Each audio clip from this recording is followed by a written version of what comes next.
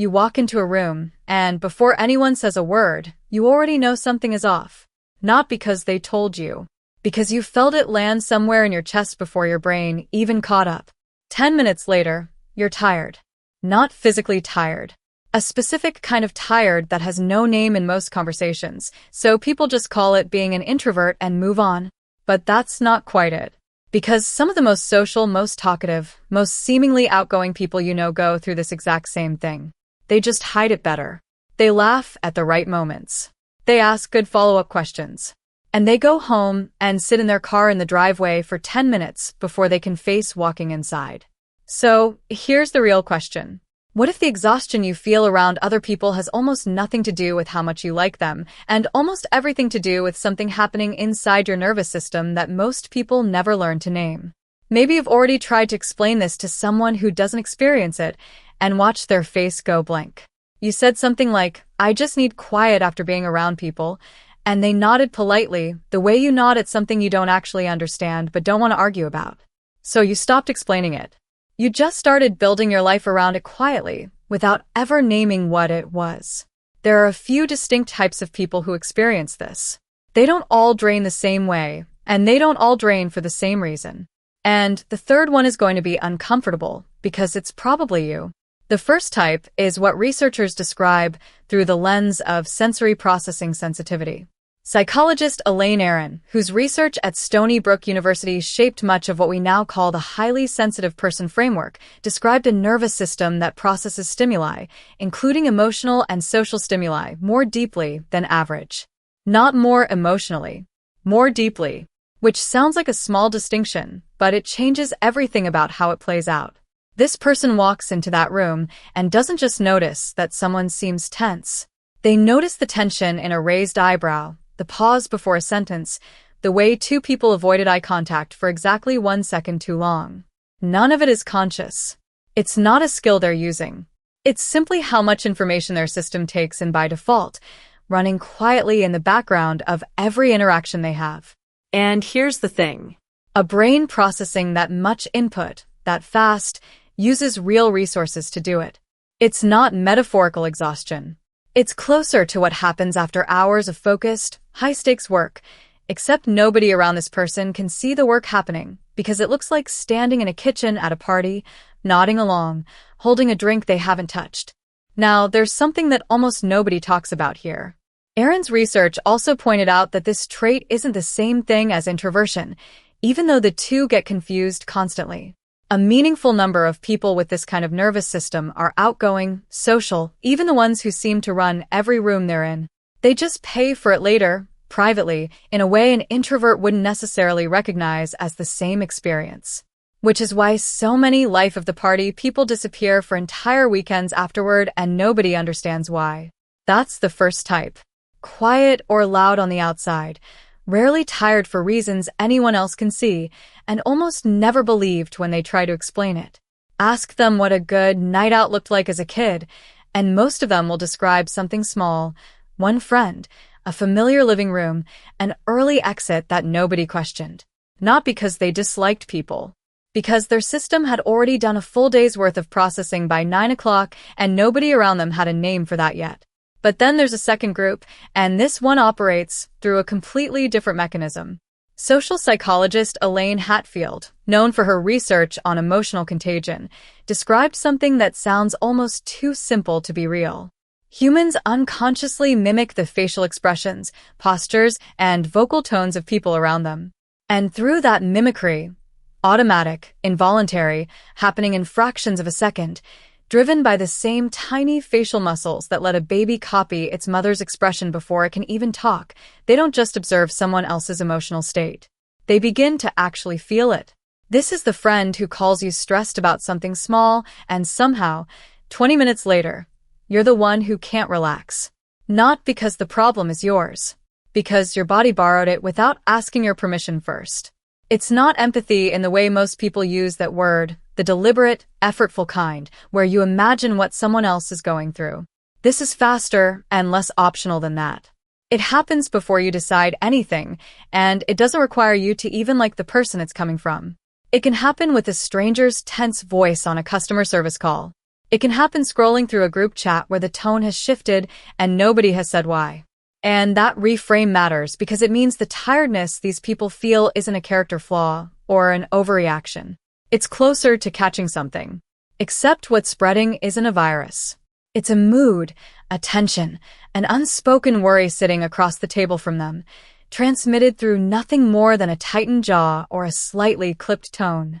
Most people never talk about this because there's no good way to explain being drained by someone who did absolutely nothing wrong.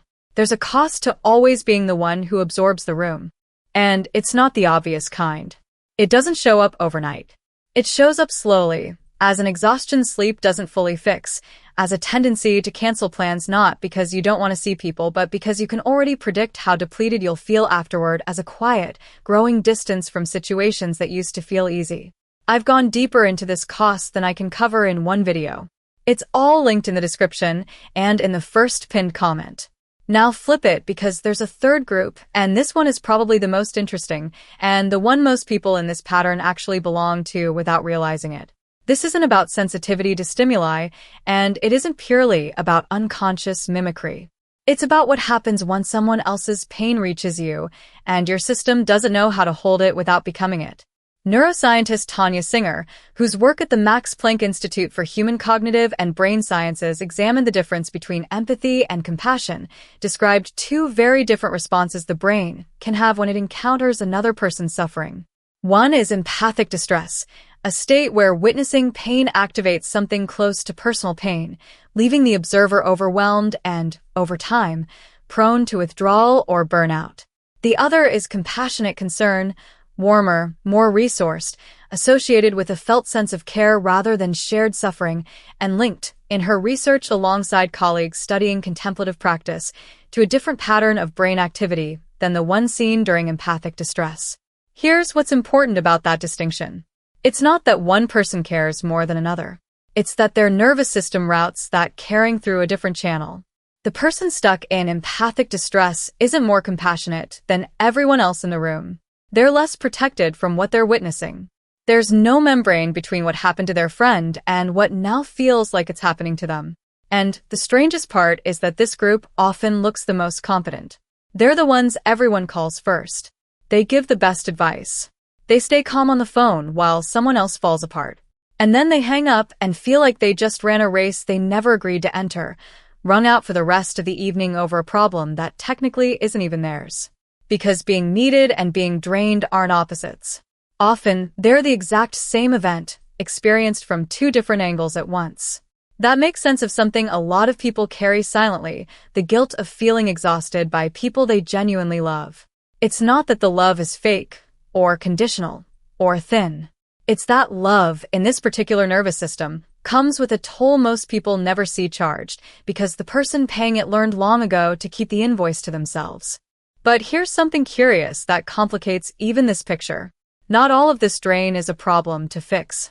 Some of it is early information, a signal that a specific relationship is asking for more regulation than it's offering back, or that someone has been the emotional shock absorber in a dynamic for so long that their body started keeping score before their mind caught up. The exhaustion isn't always a flaw in the system. Sometimes it's the system working exactly as it should, telling the truth about an imbalance that words have been avoiding for years. And that changes the entire question. It's not, why am I so sensitive? It's, what has this sensitivity been trying to tell me that I haven't been willing to hear yet? Because little by little, without realizing it, people in this pattern start organizing their whole lives around managing other people's emotional weather. Which parties to leave early. Which friends to see only in short doses and only with an exit planned in advance. Which family gatherings require a full day of recovery afterward that no one else in the family seems to need, and that nobody else even notices you're taking.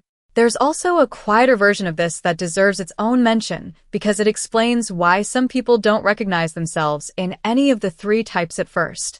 It shows up not around strangers or crowds, but specifically around one or two people, a parent, a partner, a particular friend whose moods have always mattered more than anyone else's. Researchers who study emotional attunement in close relationships have long noted that this kind of selective sensitivity often traces back to environments where reading one specific person accurately used to matter for safety or stability. The nervous system doesn't forget that lesson just because the environment eventually changed. It's worth saying clearly because it changes how you might read your own life. None of this means the people around you are the problem. Most of the people wearing you out have no idea they're doing it. They're not draining you on purpose. They're just living their normal, ordinary emotional life out loud, the way everyone does, and your system happens to pick up the broadcast at full volume while there's barely registers a signal. That's not a reason to isolate yourself from everyone who matters to you. It's a reason to understand the mechanism well enough to stop mistaking it for something being wrong with the relationship itself. And most people never talk about any of it because from the outside, it looks like the person has everything under control. I want to give you something before this video ends. Permission. To be tired. To not want to absorb the room tonight. To have a limit and say it out loud, even to people you love. To leave a conversation feeling lighter instead of heavier, without believing that makes you cold. These are not radical things, but for people who process the world this deeply, they can feel like they are. I've written about why and what slowly starts to change. Link in the description and in the first pinned comment. So here's what you need to ask yourself, honestly, without the answer you think you're supposed to give. When was the last time you left a conversation feeling like yourself, instead of feeling like whoever you were just talking to? Do you know the difference anymore between your own mood and the mood of the last person who stood close enough to you? And when you imagine saying no to something, not out of cruelty, just out of self-preservation, does your body brace for it like it's dangerous, like something will be lost the second the word leaves your mouth? If any of that landed somewhere uncomfortable, that's not proof that something is wrong with you. It's proof that your system has been doing an enormous amount of invisible work for a very long time, usually for people who never notice the cost because you made sure they never had to. That's not a flaw to fix. It's closer to a language you learned so early and so well that you forgot it was ever optional, the way a person raised bilingual forgets that not everyone hears in two languages at once. And there's something else worth sitting with, something you feel, but can't always explain. The exhaustion isn't a sign that you love people less than you thought you did. Most of the time, it's the opposite. It's a sign of how much room you've made for other people inside your own system, without ever asking whether there was room left over for you. And maybe that's really what separates people who stay quietly depleted for years from people who start to recover, not becoming less sensitive to others, because that part may never fully change, but learning where their nervous system ends and someone else's storm begins. Learning that noticing everything doesn't have to mean absorbing everything. That the two got fused together somewhere along the way, and they were never actually the same thing. If this described something you felt but never had words for, say so in the comments. Not the polished version, the real one. What kind of moment drains you the fastest? A crowded room, a specific person's mood, a phone call you can feel coming before it happens. Someone reading it will feel less alone for having seen it named exactly the way they experience it. And if putting language to patterns like this is useful to you, subscribing means you won't miss the next one, because there's more here about what happens after you finally see this clearly, and where the people who stop absorbing everything actually end up. Because the room will always have a temperature. The only question left is whether you keep being the one who has to carry it home.